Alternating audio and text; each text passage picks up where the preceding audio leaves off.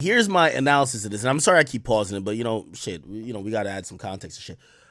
I believe that, Diddy's intentions with her was 100% sexual. This is like a woman who is like seen as sexy in pop culture. I could get her to bend to my every demand and literally be on all fours for me in any freaky situation. By the way, I don't know if y'all remember when Diddy was going on mad vacations when they first got together. Young Miami would be there with a gang of other chicks. Like, I'm not even trying to like, I ain't trying to, because I got no smoke with homie. So I'm not trying to like fuck with his household, but Devin Haney's girl used to be on there too. Like, Devin Haney's girl, Lena Syed. She was with Taz Angels. She was with Diddy and them, Diddy, Young Miami early on. Like, you would see, like, she's now pregnant for Devin Haney. That's why I don't really want to go too crazy. But yeah, like, they would all be on a yacht. Look, I just Google it. Lena, bro, I miss nothing.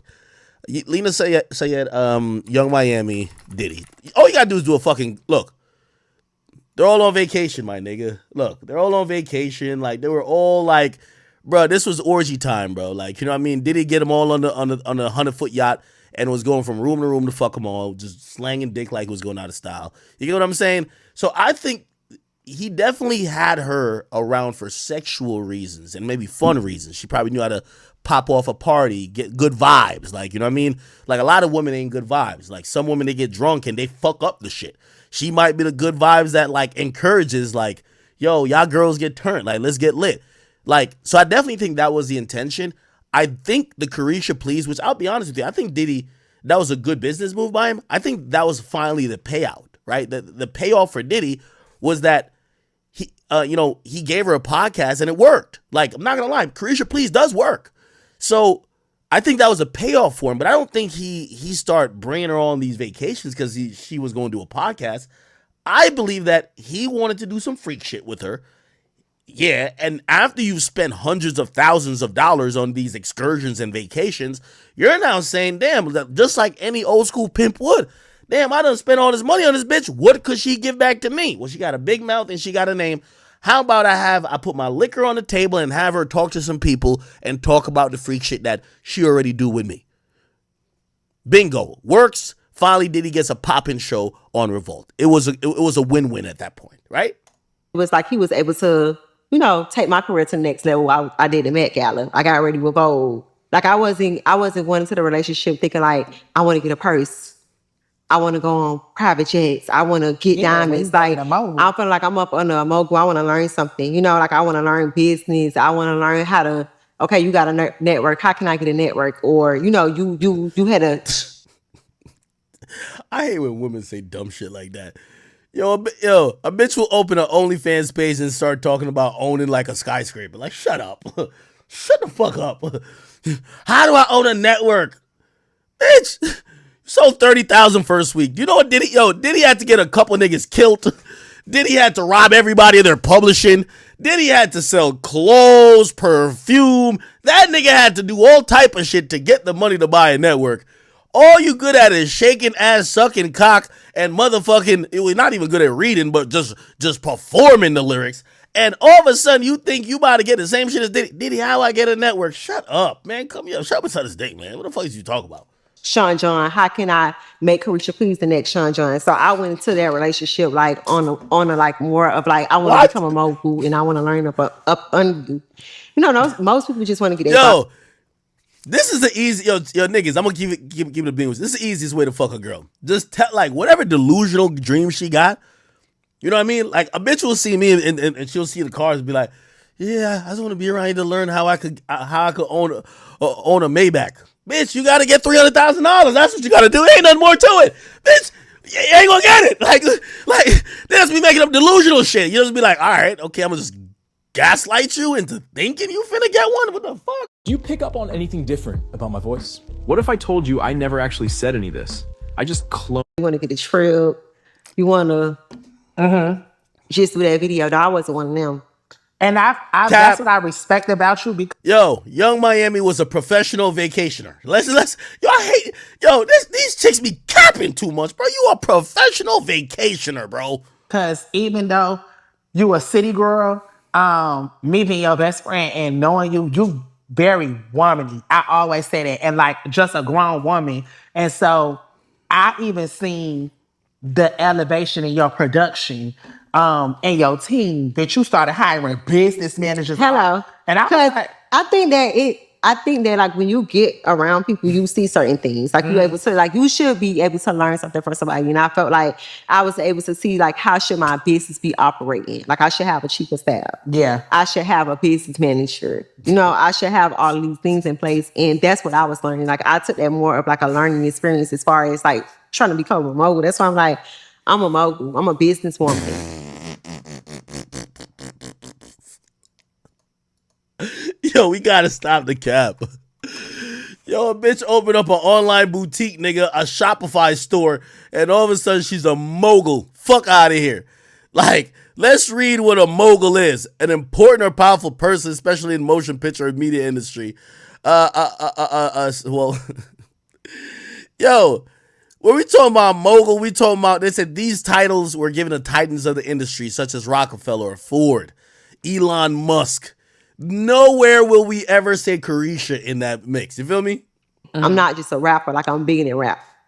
So I'm ready to get into some smoke. I'm bigger than rap. Cause I feel like you popping it and you putting everything on the flow. So we really want to dig a little deeper into your Miami. You ready for the smoke? I'm ready for the smoke. Is you ready? So when it comes to, City Girls and JT, y'all was having an argument on Twitter. You felt like, she was making songs about you. She felt like you throwing a rock and hide in your hand. Where do y'all stand at today as City Girls and just as sisters, as friends? Shit ain't all good and it's not all bad. Like we don't talk every day, but it's no beef on my end. I still look at her as family, but it's not like we on the phone, we chatting every day or we checking in like, hey, she posting my shit, I'm posting her shit. It's not, I won't say we beefing, but it's not. Do you feel like taking it to the internet, or do you feel like things that happen behind the scenes have went too far that it'll never be the same motherfucker the old days? I feel like once we go to the internet, that's kind of like Okay, she's about to cap, so let me just fill you on the real tea, okay? So here's a story of the City Girls. I keep telling y'all, these artists don't get paid on a basis of a 9 to 5, which means they get paid the 1st and the 15th, okay? They're not getting a paycheck every 2 weeks. These artists got to go book shows. If you go back to the City Girls, there was a problem at first with them going on tour. I think they had tried to put them either with Yachty or something like that, and it just didn't work. And, they've never really gone on a really huge successful tour, right? So they've done shows, but they haven't gone on a real successful tour. Also, keep in mind, when you have a group, money gets split in the middle. Also, with a female group, let's say they're getting paid $70,000 for the show. Management's taking 20%, booking agents taking 5%. And by the time you bust it down with glam, makeup, travel, this and third, both of them are showing up in different sprinters. Again, the idea that, in a group where like people really are friends is different. But once you get to a certain level, y'all both got your own entourages. So she's showing up with her own sprinter. This girl's showing up with her own sprinter. They all, like, both of them have their own entourages. So if they're flying somewhere, you're booking 5 or 8 first-class flights for this person, 8 first-class flights for that person. Travel and accommodations for a hotel, it starts to eat up what you're getting paid. So basically you get like, they're breaking down and busting down money for a performance that isn't that much because it's 2 of them, they're not that hot, and they're women because they have a huge team and they have to just pay a lot more. Okay? So now touring and performances doesn't become that lucrative for them. They already got an advance. They're not profitable to the label, so they're not getting paid by the label. And this is what happened. Here's the tip. Young Miami starts going on the Diddy train. Diddy's spending hordes of money, millions of dollars. Money's like, he's throwing up so much money money's just falling to her, hundreds of thousands, opportunities. You know what I mean? The best way to, I've learned this and I might have to adopt this. The best way to keep a chick in check, you just kind of, like, especially as a boss, you just got to give her like some job that don't even matter. Like, you know what I mean? Like, yo, your job is to iron my shoes or something, like just some bullshit. You know what I mean? So she starts to make the majority of her money from DeLeon as an ambassador. So she's getting a sizable check. By the way, the check that I hear that she was getting is bigger than anybody else that would be her, like in terms of her celebrity status. So Diddy's, I'm fucking you already. I'm going to give you a big check to be the ambassador because it'll keep, like, every time you think about going off on me for another bitch, you'll remember I'm also your boss. You know what I mean? Listen, worse. So he puts her on payroll there. Then he gives her the podcast. So